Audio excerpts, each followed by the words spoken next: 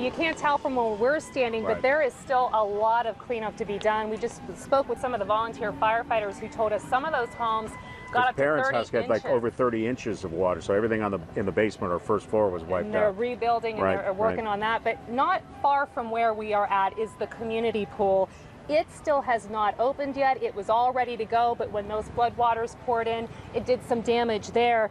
You know, Marty, I spent a lot of summers at that swimming pool, and I can tell you it is a staple in this community. It really is. She did spend a lot of time there, and it's what's typical of a small town. It's a place where people get together, and the people who are in charge there and determined to get it back up and running this summer, and you're going to meet someone who's putting in all the effort to get it all in working order.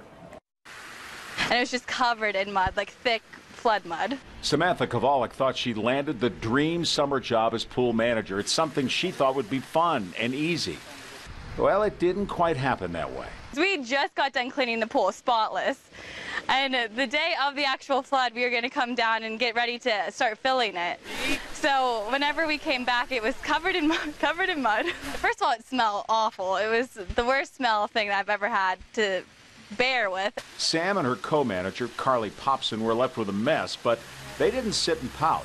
They took action cleaning the pool again. We actually were able to pressure wash it in a day. We just did it really fast, as fast as we could. It's not perfect right now. There's still some staining. And then for the deep end, we actually got on our hands and knees with a magic eraser and just scrubbed it inch by inch. But there were more problems, messier than mud. And that's when we discovered that there was the water actually underneath the liner. Some tense days as the pool was refilled, making sure it could handle all the water on top of it.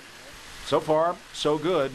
Both Sam and Carly know there's a lot of pressure on them. Especially with the Y being closed, like this is the only thing that there really is to do in Ridgway at all. And then having that closed, and then all their kids are losing out on the swimming lessons, and there's just really nothing to do in this town if this pool doesn't open.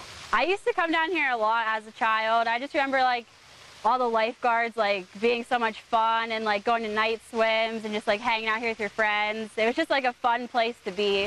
I feel like the community is rooting for us too. Now, we're happy to say that so far, actually, since we've done those interviews, there's been a lot of progress made. In fact, some of the high school kids have actually started working again at the pool, which obviously is always a good sign. And fingers crossed, we're told that that pool should be ready to open next weekend, just in time for the 4th of July.